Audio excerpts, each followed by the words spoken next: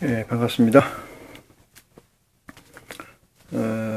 오늘 이 시간은 전번 시간에 이어서 누가복음 1장 24절부터 여러분과 함께 은혜 받는 시간을 갖도록 하겠습니다. 먼저 기도로 이 시간을 시작하겠습니다. 놀라우신 아버지 하나님, 흙먼지 같은 존재에서 숭고한 아버지 하나님을 아버지라 부르게 하여 주신 이 은혜를 생각할 때 저희가 무엇이 간데 이처럼 사랑하시는지, 그 은혜를 아버지께 이 시간에 무엇으로 갚아야 될지 한량없는 아버지의 사랑을 느끼면서 이 시간을 준비합니다. 아버지 하나님, 세상 가운데서 세상 끝을 찾고 세상 가운데서 살다가 죽는 사람들이, 존재들이 무릇기하이며 모두가 그럴진데 아버지 하나님 특별히 선택하여 주셔서 아버지 하나님의 깊고 오면 말씀을 깨우침 받게 하여 주시고, 그 말씀으로 인하여 세상 끝과 차별되게 하여 주시고, 아버지의 영원전부터 창조를 준비하신 그 가치에 동참케 하여 주신 은혜를 생각할 때마다 무한 영광과 찬양을 아버지께 드립니다.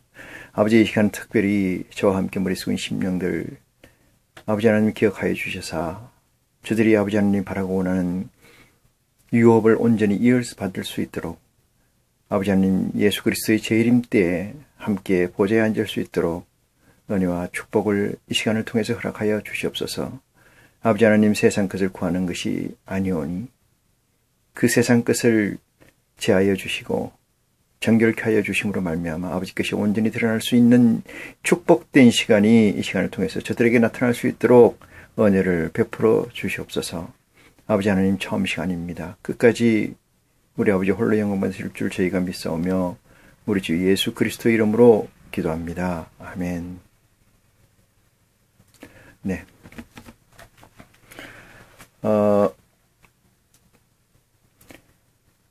사람이 우리 야훼 여호와께서, 지금 우리가 칭하고 있는 아버지 하나님께서 사람을 지으셨습니다. 그리고 우주를 지으셨다고 저희는 고백하고 있습니다.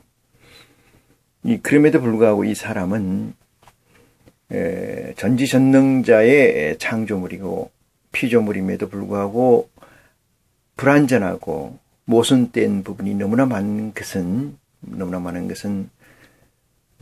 아버지 하나님께서 바라고 원하는 창조 가운데 있다는 사실을 깨우침 받는 축복이 여러분에게 있기를 간곡히 기도합니다.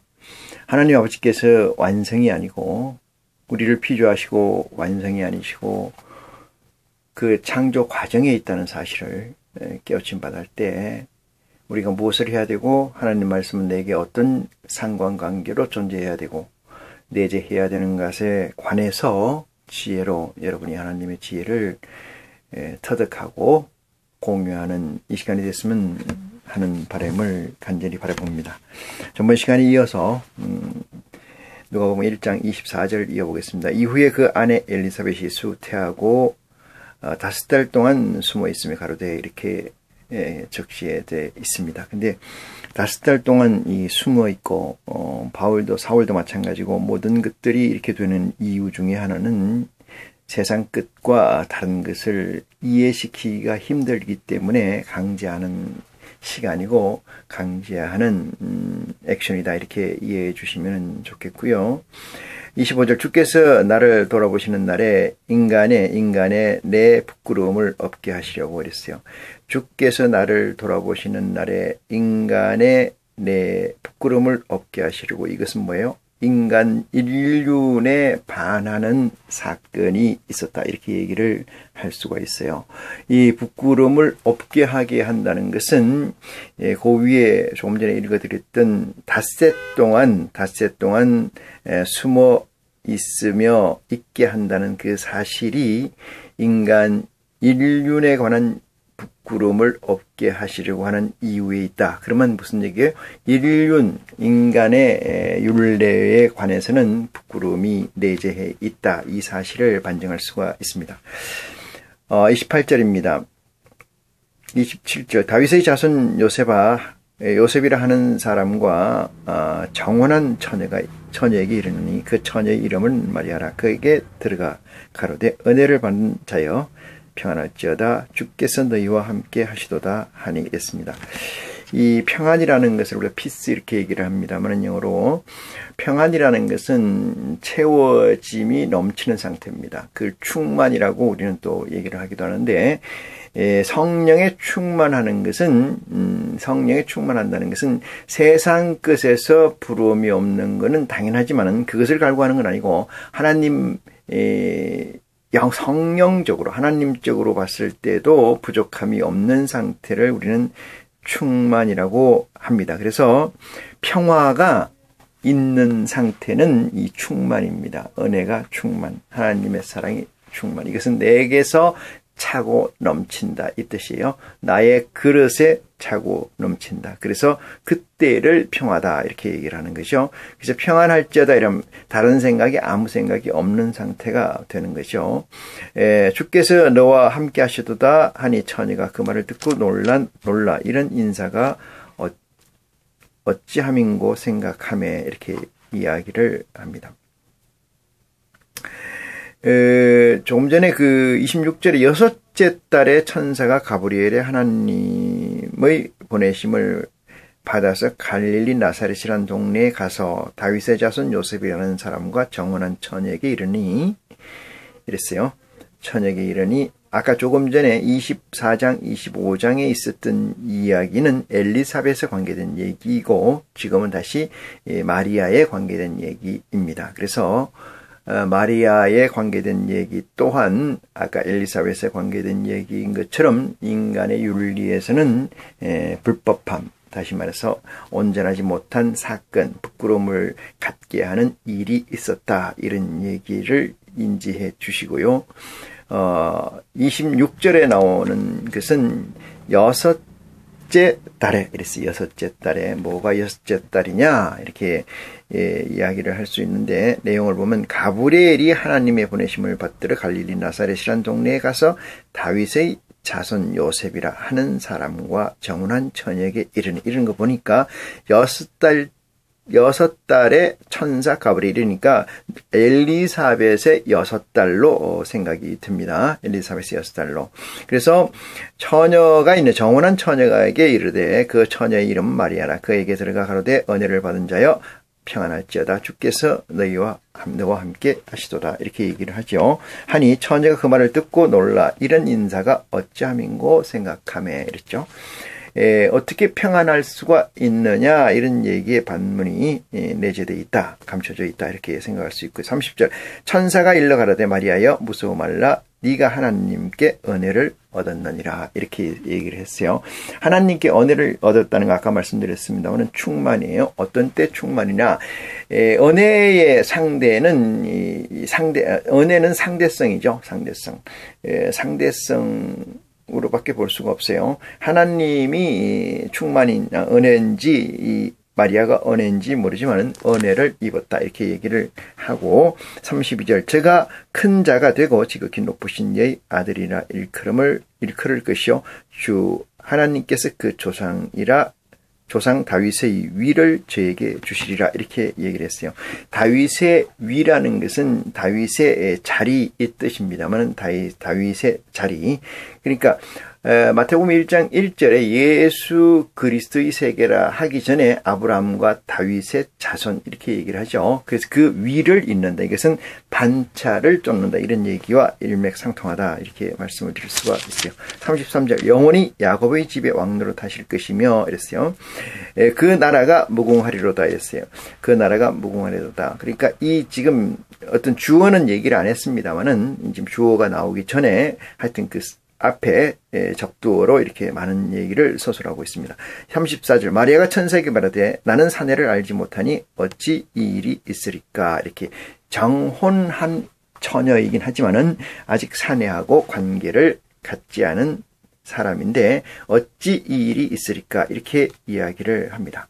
35절 천사가 대답하여 가로되 성령이 내게 임하시고 이랬어요. 성령이 내게 임하시고 여기서 성령이라는 것은 하나님의 이 에너지, 하나님의 에너지라고 얘기를 하면 하나님의 천사, 하나님의 힘이 너에게 임하시고 이랬어요. 목적을 이루시고자 하나님의 행동을 하신 거죠. 임하시고 지극히 높으신 이의 능력이 너를 덮으시리니 이랬습니다. 너를 덮는다는 건 뭐예요? 이 너라는 존재는 마리아고 마리아라는 존재는 이 세상에서 존재하는 한 사람에 존재하는 거죠. 한 여성에 존재하고 한 정원한 처녀에 존재하고 이 세상에 존재한 것이죠. 그에게 성령이 임하여 지극히 높으신 이의 능력이 하나님의 능력이 너를 덮으시리니 이랬어요. 하나님의 능력이 덮는다는 건 하나님의 힘이 미치신다 이런 얘기죠. 하나님의 프로세싱이 진행된다. 지극히 높으신 이 능력이 너를 덮으시리니 이러므로 나실 바 거룩한 자는 하나님의 아들이라 일컬으리라 이렇게 이야기를 합니다. 이제 주어에 관해서 얘기가 나오는데 예수를 그리스도로 시인한다는 사건은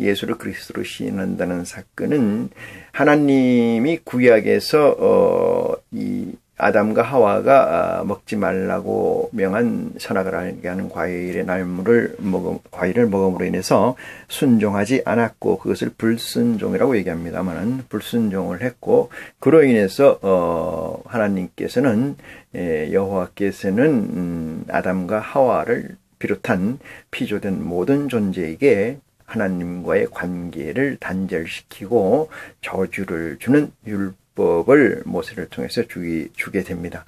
그러므로 인해서 그 율법 아래에서 생활하는 이스라엘 백성들이 끊임없이 구하고 두드리고 찾는 것은 하늘의 문을 열어 주시옵소서. 우리의 죄가 아무리 크지만은 은혜를 베풀어 주시옵소서라고 하는 메시지의 전부가 어쩌면 구약의 메시지가 전부가 아닌가 이렇게 생각합니다. 그런 가운데 하나님께서 이사야 54장, 51장, 2장, 56장 이쪽에 보면은 기름 부은 자를 너희에게 주리니 이렇게 얘기를 해서 출구를 열어 두셨고 그 출구로 되어 있는 사람 존재가 그리스도다. 그리스도는 예수다. 기름 부은 자다. 이렇게 얘기를 할 수가 있어요. 그런데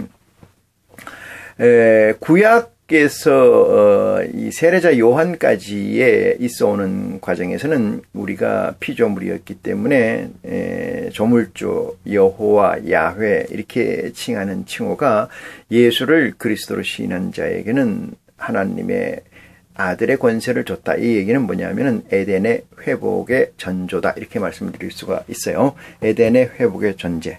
그러니까 에덴이 회복되어 있는 과정에 있다. 그러면 구약에서는 전도자가 이야기한 것처럼 전도자가 뭐라고 이야기를 했느냐. 구약에서 한번 보겠습니다. 전도서 3장 전도서 1장 보겠습니다. 1장 1절 보니까 이렇게 얘기를 하고 전도자가 누군지 정확히 명시되어 있지는 않습니다만은 다윗의 아들 예루살렘 왕 전도자의 말씀이라 이렇게 얘기를 했어요. 다윗의 아들 예루살렘의 왕 그럼 다윗의 얘기다 이렇게 할 수도 있는데 하여튼 이름은 적시되어 있지 않습니다. 2절 전도자가 가로되 헛되고 헛되며 헛되니 모든 것이 헛되다. 이것이 구약에서의 하나님 여호와를 믿는 자들의 이 장언명령적 결정체입니다. 이 결과죠. 여기 이상의 메시지는 없는 거예요. 이 이상의 규정은 없는 거다. 이상의 논단은 없는 거다. 사람이 해 아래서 수고하는 모든 수고가 자기에게 무엇이 유익한고 이렇게 얘기를 합니다. 사람이 해 아래서 하는 모든 행사가 수고가 자기에게 유익한 게 뭐가 있느냐. 이건 대단한 명철입니다. 철학이에요. 그러니까 나에게 무슨 가치가 있느냐 이 말이죠. 이 수고가. 평생 이 수고가 무슨 내게 가치가 있느냐. 왜? 자기가 죽는다는 사실이 전제되어 있습니다. 죽는다는 사실. 내게라고 했잖아요. 내게 무슨 가치가 있느냐 이 말이죠. 인간은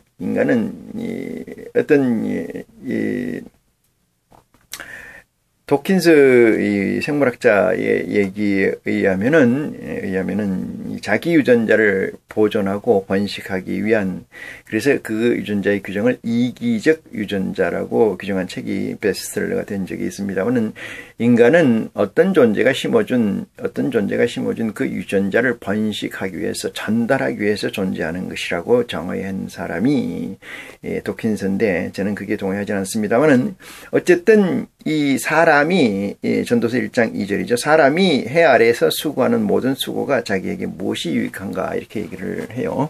자기에게 무엇이 유익한가, 이것이 불편한 진실이죠. 불편한 진실입니다. 그렇지만 그들에게는, 많은 인간들에게, 지금 살고 있는 이 인간들에게도 이 얘기가 공이 적용되는 것은 예수를 그리스도라고 믿는 자들이 이렇게 많지 않다, 이런 사실에서 전제합니다.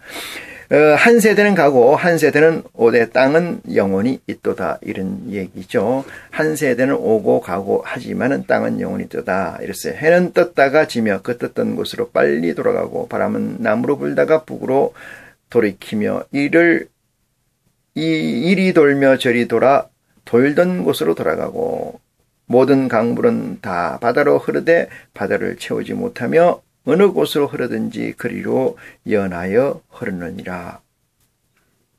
자, 사실을 적나라하게 적시하고 있습니다. 만물의 피곤함을 사람이 말로 다 할 수 없나니, 만물의 피곤함이 사람의 말로 다 형언할 수 없다. 엄청난 메시지입니다.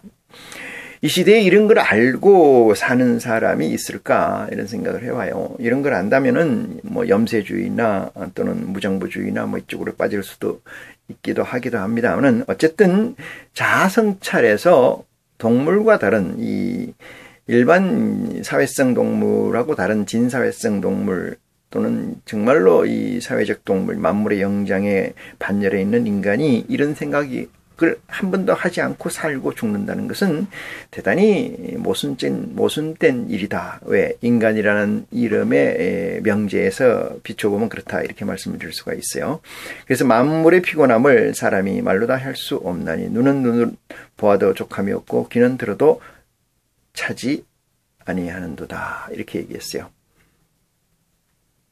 이 말씀에 놀라운 말씀, 정말로 이 전도자가 이 다윗의 아들 예루살렘의 왕 전도자의 말씀이라고 전제되어 있는 이 말씀은, 이 세상을 예수를 그리스도라고 시인하고 받아들이지 않은 자들에게, 예수를 그리스도라고 시인해서 태초를 경험하지 않은 자들에게, 예수를 그리스도라고 시인해서 진리의 성령의 도우심을 받지 못한 자들은 지금도 이 얘기가 검은 명령, 그러니까 정은 명령적 가치로 내재해 있어야 된다, 저는 그렇게 생각을 합니다.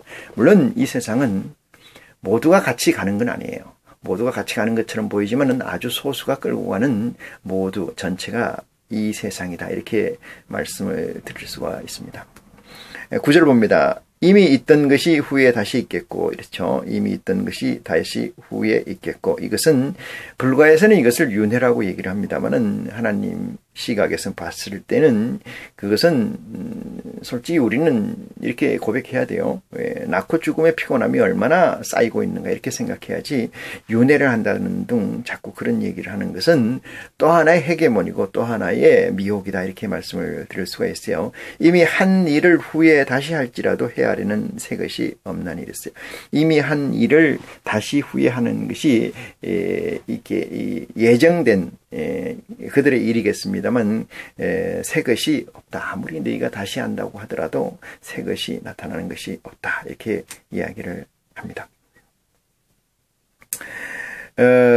우리 오래전 세대에도 이미 있었느니라, 그 새 것이라고 하는 것들이 다 있어 왔다, 이런 얘기고, 11절입니다. 이전 세대를 기억함이 없으니, 이랬어요. 이전 세대를 기억함이 없으니 장래 세대도 그 후 세대가 기억함이 없으리라, 이렇게 얘기를 하죠. 만약에 우리가 과거를 잊은 민족은 멸망한다, 이렇게 얘기를 하는 말과 같이, 과거를 계속해서 유지받들고 가는 것은 인간에게는 어쩌면은 불가사의한 메시지라고 생각을 합니다. 그래서 과거를 잊어버리는 게 인간이다. 이렇게 또한 정의를 할 수 있다. 이렇게 말씀을 드리면서 이 13절 보니다. 마음을 더하여 지혜를 써서 하늘 아래에 행하는 모든 일을 무궁하게 구하여 살핀즉 이는 괴로운 것이니 하나님이 인생들에게 주사 수고하게 하신 것이라고 정리를 합니다. 이렇게 된 것은 시작은 이게 아니라는 거죠. 하나님이 우리에게 주셔서 이 궁고하게 하신 것이다. 이렇게 궁고하게 살펴봐서 보니까 괴롭고 수고하게 한 것이다. 이렇게 말씀을 합니다. 14절 내가 해 아래에서 행하는 모든 일을 본즉 다 헛되어 바람을 잡으려는 것이로다. 이렇게 이야기를 해요. 바람을 잡으려는 것이로다. 구부러진 것을 곧게 할 수 없고 이지러진 것을 셀 수도 없다. 내가 마음 가운데 말하여 이르기를 내가 큰 지혜를 많이 얻었으므로 나보다 먼저 예루살렘에 있던 자보다 낫다 하였나니 곧 내 마음이 지혜와 지식을 많이 만나 보았음이로다. 내가 다시 지혜를 말하고자 하며 미친 것과 미련한 것을 알고자 하여 마음을 썼으나 일세 이것도 바람을 잡으려는 것인 줄 깨달았도다. 이렇게 이야기를 합니다. 지혜가 많으며 이 18절입니다. 지혜가 많으면 번뇌도 많으니 지식을 더하는 자는 근심을 더하느니라.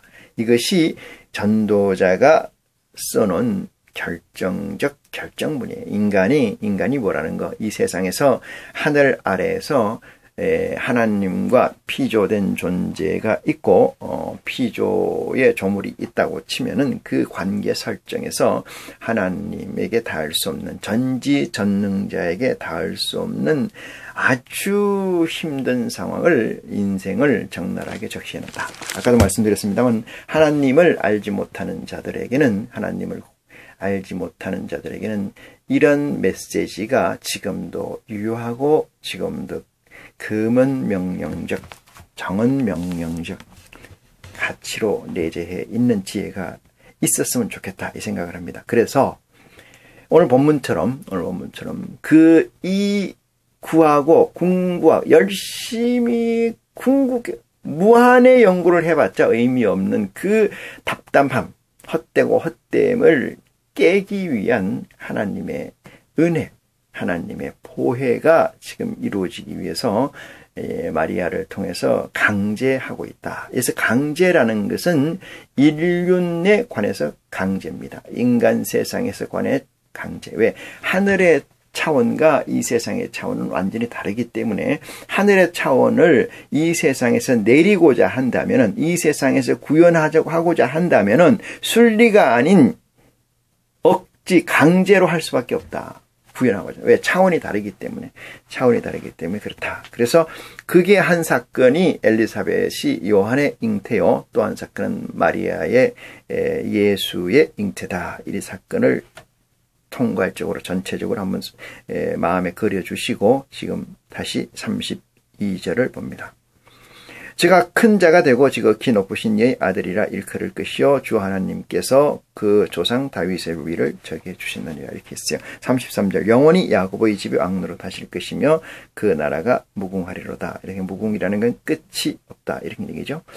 끝이 없이 흥하는 나라다. 마리아가 천사에게 말하되 나는 사내를 알지 못하니 어찌 이 일이 있으리까 하니까 천사가 가로되 성령이 내게 임하여 지극히 높으신 이의 능력이 너를 덮으리니 이러므로 나시를 바 거룩한 자는 하나님의 아들이라 일컬음이라. 이렇게 이야기를 합니다. 이 말을 들은 마리아는 이것을 이해하거나 이것을 이해해서 있거나 이해를 해서 존재하는 사실이 아니고 하나님이 강제를 합니다. 포세스, 이렇게 딱 사로잡는 것이요. 36절 보라 네 친족 엘리사벳도 늙어서 아들을 배웠느니라. 본래 수태하지 못한다 하던 이가 이미 6달이 되었나니. 이렇게 정리를 합니다. 대저 하나님의 모든 말씀은 능치 못함이 없느니라. 이겠어요. 능치 못함이 없느니라. 이렇게 얘기하니까 하나님의 모든 말씀은 능치 못함이 없느니라. 이 얘기를 만약에 우리가 입장을 바꿔서 뭐 하루나 이틀이나 아니면 30 30일이나 1년이나 사는 존재들에게 사람은 능치 못하는 게 없다. 이렇게 얘기를 했다고 쳐요. 만약에 쥐같이 뭐 30년 사는 이 벌거숭이 두더지 쥐도 있습니다만 어쨌든 쥐를 보면은 3년 산다고 치면은 쥐가 그 존재에게 우리가 얘기를 하기를 야 사람이라는 존재는 너희에게 능치 못할 일이 없다 이렇게 얘기를 했다고 가정을 해봅니다. 이건 비유인데 하나님과 우리를 비유해서 제가 설명하기 위해서 하는 것을 참조하시고 그러면 쥐가 이렇게 생각했고요. 뭐라고? 내게 능치 못할 존재가 사람이라고 이렇게 얘기를 하죠. 그러면 생각을 해봅니다. 쥐가 구하고자 하는 것이 무엇일까요? 쥐가 구하고자 하는 것이 무엇일까요? 이걸 그대로 확대해서 보면은 인간이 구하고자 하는 것이 무엇일까요? 이렇게 되죠. 자, 쥐가 구하는 것은 먹고 자고 번식하는 거 아니겠습니까? 먹고 자고 번식하는 거. 이것을 사람이 할 수 있어요? 없어요? 할 수 있지 않습니까? 쥐는 어쩌면 지 생에 사는 동안에 무엇을 먹을까? 그죠? 무엇을 입을까? 무엇을 어떻게 번식할까? 이거 아니겠어요? 내가 쥐가 돼서 들어가 보진 않았습니다만은 쥐를 연구하는 많은 학자들의 증거에 의하면은 그렇다는 거죠. 그럼 바꿔서 인간이라는 것이 구하는 게 뭘까요? 세상의 부귀영화 아니겠습니까? 세상의 부귀영화. 그러면 그런 것들을 하나님이 할 수 없을까요? 다시 쥐가 구하는 것들을 사람이 해줄 수가 없을까요? 무한대로 해줄 수가 있습니다. 무한대로. 그래서 너희들이 쥐한테 그래요. 쥐한테 사람은 능치 못할 일이 없느니라 라고 한다 해서 말이 틀립니까? 말이 틀려요. 아는 게 어디까지입니까? 쥐가 아는 것이 A에서 Z까지라고 하면은 사람이 아는 것이 A에서 Z까지 뭐예요? 부귀영화 아니겠습니까? 아까 얘기했듯이 전도자가 얘기했듯이 궁구하여 구하였으나 이 세상에 답이 없더라. 이렇게 얘기를 합니까? 이렇게 얘기하는 사람이 있어요? 궁구하여 찾아봤으나 이 세상에 답이 없더라. 그래서 헛되고 헛되도다. 이렇게 정리하고 인생을 바라보는 관조하며 사는 존재가 있을까요? 이 세상에서 진리가 어디 있나? 그래서 헤매고 돌아다니는 선지식들이 많이 있죠. 예수 그리스도만큼 참다운 지식이 어디에 있을까요? 저는 그렇게 생각합니다. 이 세상을 사는데 인간이 동물하고 차별화되고 누군가는 이 인간의 차별성을 증명하고 누군가는 그 차별성이 증명된 것을 구현하려고 하는 선지식들, 그것들은 다름이 아니고 예수 그리스도를 아는 것이라는 사실을 우리는 놀라운 가치로 깨우침 받는 축복이 여러분에게 있기를 바랍니다. 귀한 것을 알 때만 그 가치를 공유할 수 있죠. 얼마나 귀할까? 이 세상에서 제일 마지막에 궁극적으로 구하는 것은 뭘까요? 생명이죠. 생명. 아무리 좋은 것이 있고 아무리 좋은 직장이 있고 아무리 좋은 것을 가졌다 할지라도 그에게 생명이 없어진다는 사실은 모든 것이 없어지는 것입니다. 그 생명이 제일 중요한 거예요. 그래서 썩을 것을 위해서 일하지 말고 영생할 것을 위해서 일하라는 것이 예수 그리스도의 메시지입니다. 썩어질 것, 초계와 같이 날아간 먼지 같은 것들을 구해서 찾아서 그 중요한 하나님의 피조물 인생을 허비하지 말고 참다운 일에 내 모든 열정을 쏟아서 아버지 하나님을 기쁘게 하고 궁극에 내가 아버지 하나님의 반열에 오르는 아들에 오르는 패밀리에 오르는 축복이 그 축복을 구하는 자야말로 정말로 참다운 선을 구하는 자가 아니겠는가 이렇게 생각을 해봅니다. 38절 봅니다. 마리아가 가로되 주여 주의 계집 종이오니 말씀대로 내게 이루어지이다 하니 하매 천사가 떠나가니라 이렇게 얘기해요. 이 강제하든 아니면은 자의적으로 하든 간에 고백이라는 게 필요해요. 고백이라는 그 시인이라고 좀 간단한 의미로 얘기를 하면은 시인한다, 인정한다 이런 얘기죠. 인정한다. 인정 안 하면 안 되는 것이죠. 그러니까 있으라 하면 있었고라는 것이 명령과 순종이 이루어지는 게 아버지 하나님의 세계입니다. 그러면 이렇게 물을 수 있어요. 아버지 하나님께서 그렇게 전지전능하신데 왜 이 세상을 이렇게 험난한 세상으로까지 가고 있습니까? 이렇게 이야기를 한다면은 카오스라는 얘기를 다시 한번 얘기를 할게요. 카오스라는 것은 혼란이고 혼돈이죠. 그걸 우주라고 얘기도 합니다.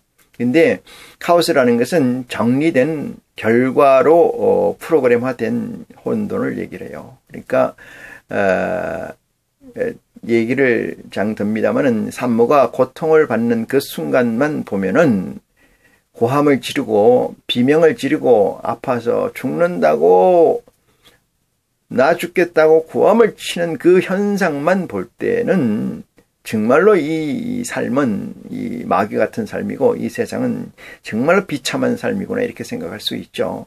조금 뒤에 태어나는 생명을 볼 때, 그의 후손을 볼 때 그 산모는 기쁨과 희열을 느낍니다. 그러면 우리는 어떤 걸 봐야 되느냐? 하나님의 시각으로, 하나님의 시간값으로 볼 때 우리가 겪고 있는 것은 과정입니다.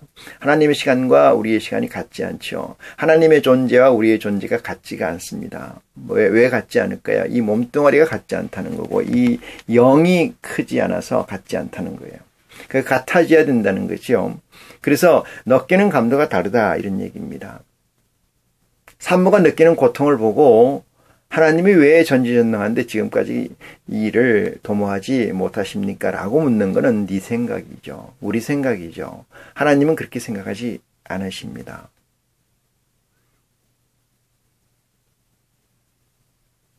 원수를 사랑하라는 얘기는 거기에 출발점이 있다는 사실을 기억하시기를 원합니다.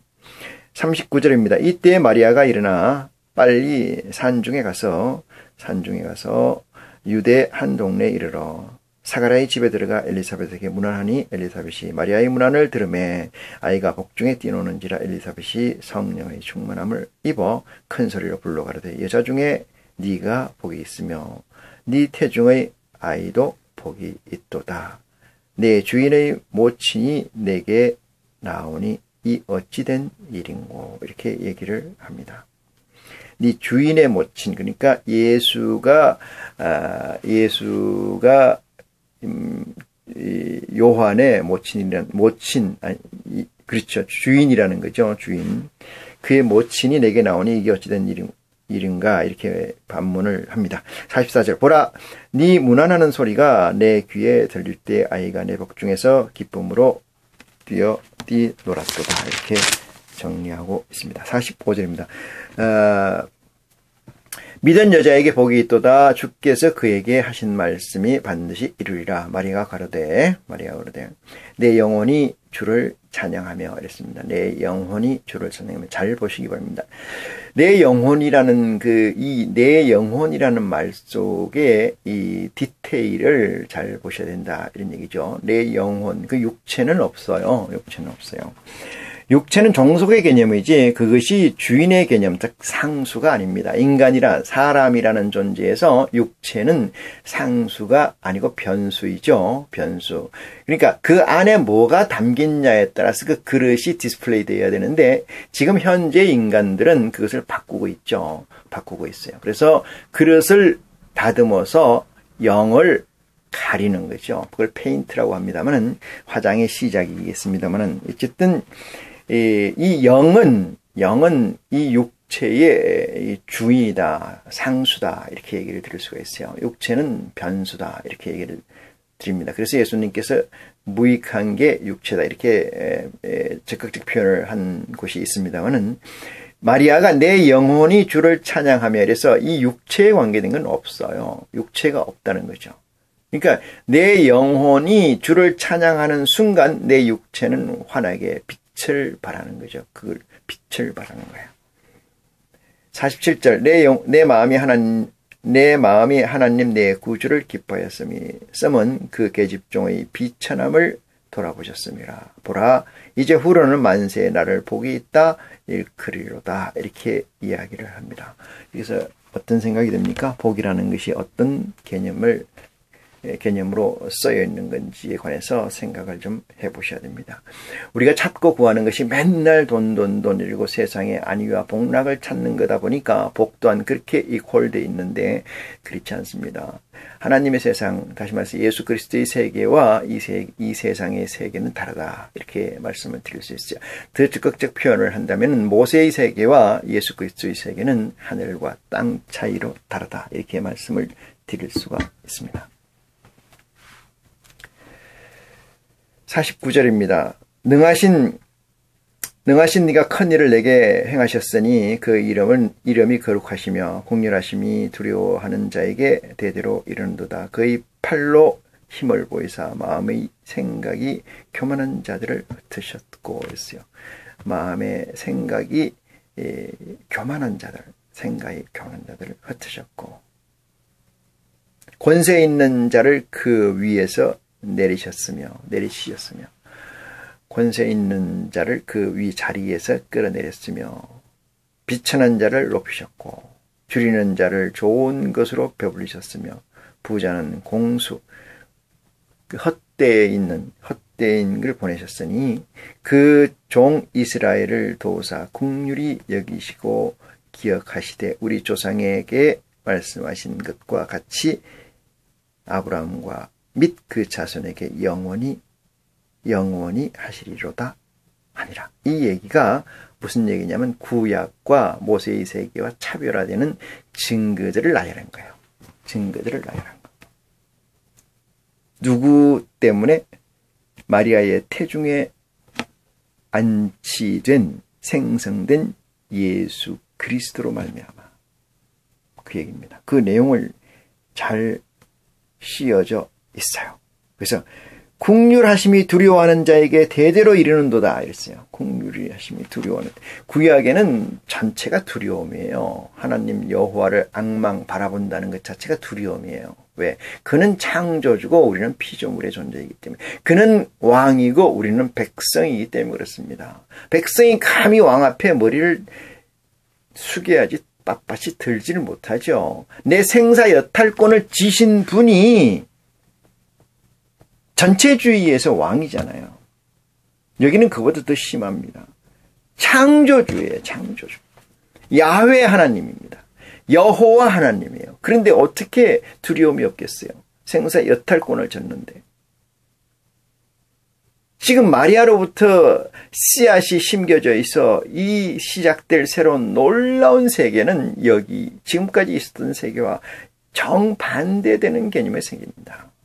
두려움의 존재가 아니고 부자의 관계의 존재예요. 부자의 관계라는 것은 마태복음에 잘 설정해 놨어요. 자식이 재산을 아버지 재산을 나눠달라 해서 가가지고 탕진하고 방탕하고 들어와도 자식이에요. 바뀌지 않습니다. 종은 피조물은 아무리 해봤자 피조물이에요. 아무리 잘해봤자 피조물입니다. 한 번 실수를 용서하지 않으시는 게 하나님 여호와예요.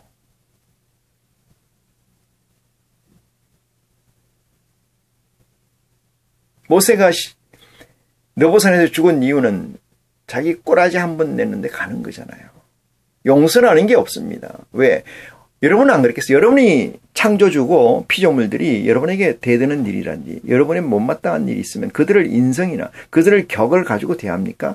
같은 격의 레벨이 있어요? 없습니다. 용서가 없어요. 여기서 그들이라고 칭하는 것은 육체를 지칭한다는 사실에 포인트를 맞춰주시기 바랍니다. 구약에 있는 모든 존재는 헐게요. 육체라고요. 그러면 아브라함의 어떤 존재냐? 아브라함을 움직인 건 하나님의 천국에 있는 천사가 들어가서 움직인 거고 모세도 마찬가지입니다. 육체와 영이 같이 될 수 없는 존재예요.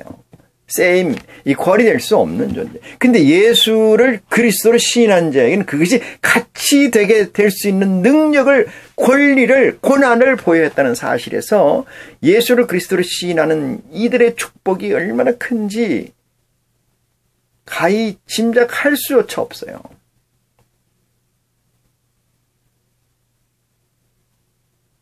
지금 마리아가 고백하는 이 고백이 정말 놀라운 고백이죠. 물론 마리아가 인간의 의지적으로 이걸 쓴 건 아니겠습니다만은 구약에 있는 걸 가져와서 인용을 한 얘기지만 딱 맞는 얘기입니다. 딱 맞는 얘기다. 어떻게 이렇게 권세 있는 자를 그 위에서 내리치셨으며 이것이 세상이 바뀌었다는 거예요. 바뀌었다는 거. 어둠이 빛이 되고 빛이 어둠이 됐다. 이 얘기입니다. 그러니까 종이 주가 되고 주가 종이 됐다. 이 얘기예요. 여러분, 예수를 그리스도로 믿는 것은 이러한 사실을 체감하고 체험해야 된다는 사실. 그것이 내재해 있어야 된다는 사실. 이것을 염두에 두시는 축복이 여러분에게 있기를 바랍니다. 마리아가 석 달쯤 뒤에 56절입니다. 함께 있다가 집으로 돌아가니라 했어요. 석 달 함께 있다가 누구하고? 엘리사벳하고. 57절입니다. 엘리사벳이 해산하는 기한이 차서 아들을 낳으니 이웃과 친족이 주께서 저를 크게 긍휼히 여기심을 듣고 함께 기뻐하더라. 8일이 되매 아이를 할례하러 와서 그 부친의 이름을 따서 사가랴라 하고자 하더니 그 모친이 대답하여 그러되 아니라 요한이라 할 것이니라 하매. 61절입니다. 저희가 그러되 내 친족 중에 이 이름으로 이름한 이가 없다 하고. 62절 그 부친에게 형용하여 이르되 형용하여 무엇으로 이름하려 하는가 물으니 제가 석판을 달라 하여 그 이름을 요한이라 쓰매 다 기억하여 기이 여기더라. 이렇게 똑같이 생각이 들더라 했다 이거죠. 아버지나 마리아나. 64절입니다. 이에 그 입이 곧 열리고 혀가 풀리며 말을 하여 하나님을 찬송하니. 그 근처에 사는 자가 다 두려워하고 이 모든 말이 온 유대 산중에 두루 퍼지며 듣는 사람이 다 이 말을 마음에 두며 가로되 이 아이가 장차 어찌 될꼬 하니 이는 주의 손이 저와 함께 하심이르라 그랬어요. 주의 손이, 주의 팔이 있듯, 주의 권능이 있듯이죠. 주의 능력이 그와 함께 하신다.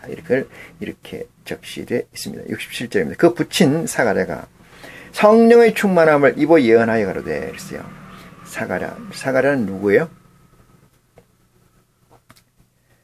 사가랴는 요한의 아버지 부친 사가랴가 성령의 충만함을 입어 예언하여 가로되 찬송하리이다 주 이스라엘의 하나님이여 그 백성들을 돌아보사 속량하시고 그랬어요. 속량하시고 우리를 위하여 구원의 뿔을 그 종 다윗의 집에 일으키셨으니 이것은 주께서 예로부터 거룩한 선지자의 입으로 말씀하신 바와 같이 우리 원수에게서와 우리를 미워하는 모든 자의 손에서 구원하시는 구원이라 이렇게 정리를 합니다. 물론 인용이에요. 다 인용입니다. 그래서 구약에서 필요한 것들은 여기 다 가져와 있어요. 이미. 그 증거로 가져와서 지금 말하는 거 아니겠습니까? 근데 구약을 다시 공부를 하고 구약에 가서 요셉이 어떻게 했네, 응? 드보라가 어떻게 했네, 그렇게 얘기를 또 가면은 그 자리에 예수 그리스도는 설 자리가 없다는 것을 명심하시기 바랍니다. 예수 그리스도가 설 자리가 있어요? 욥을 얘기하는데 예수 그리스도가 어디서 설 자리가 있습니까? 응? 모세를 왜 얘기해요? 여호수아를 왜 얘기하고? 가인과 아벨을 뭐 때문에 얘기를 합니까? 예수 그리스도의 세계라고 아멘 했지 않습니까? 예수 그리스도의 세계라. 예수 그리스도의 세계에서 다른 세계를 가요? 그것도 어둠의 세계를? 구약은 어둠의 세계입니다. 어둠의 세계. 모세의 율법은 어둠의 법이에요. 여기서 어둠과 빛이라는 건 옳고 그름의 관계입니다. 옳고 그름. 그런 것은 어둠이고 옳은 것은 빛이에요. 그 기준은 우리 아버지 하나님입니다.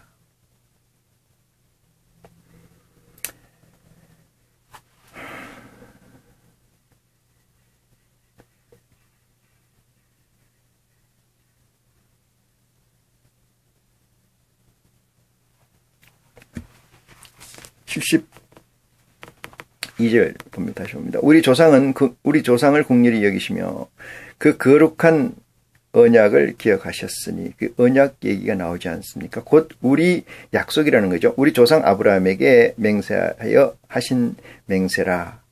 아브라함에게 맹세한 믿음의 조상이고 자손이 모리알처럼 번성하리라 이 얘기죠. 74절 우리는 원수의 손에서 건지신 문을 잊고 종신토록 주의 앞에서 성결과 의로 두려움이 없이 섬기게 하리라 하셨도다라고 적시돼 있어요. 창세기에. 이 아이여 네가 지극히 높으신 이의 선지자라 일컬음을 받고 주 앞에 앞서. 주는 뭐야? 예수 그리스도를 얘기하죠. 주 앞에 앞서 가서 그 길을 예비하여 주의 백성의 그 죄사함으로 말미암는 구원을 얻게 하리니 이는 우리 하나님의 긍휼을 인함이라. 이로써 돋는 해가 위로부터 우리에게 임하여 어둠과 죽음의 그늘에 앉은 자에게 비치고 우리 발을 평강의 길로 인도하시리로다 하니라. 80절 아이가 자라며 심령이 강하여지며 이스라엘에게 나타나는 날까지 빈들에 있으리라 이랬어요. 빈들이라 그러니까 실제 와일드필드 저쪽을 얘기하는 아무것도 없는 들판을 얘기하는 게 아니고요. 하나님의 메시지가 없는 가운데 성령의 연결됨이 없는 가운데 있더라. 이렇게 이해를 하시는 게 옳다. 이런 말씀을 드릴 수가 있습니다. 다음 시간엔 2장 누가복음 2장의 말씀으로 여러분을 만나도록 하겠습니다. 고맙습니다.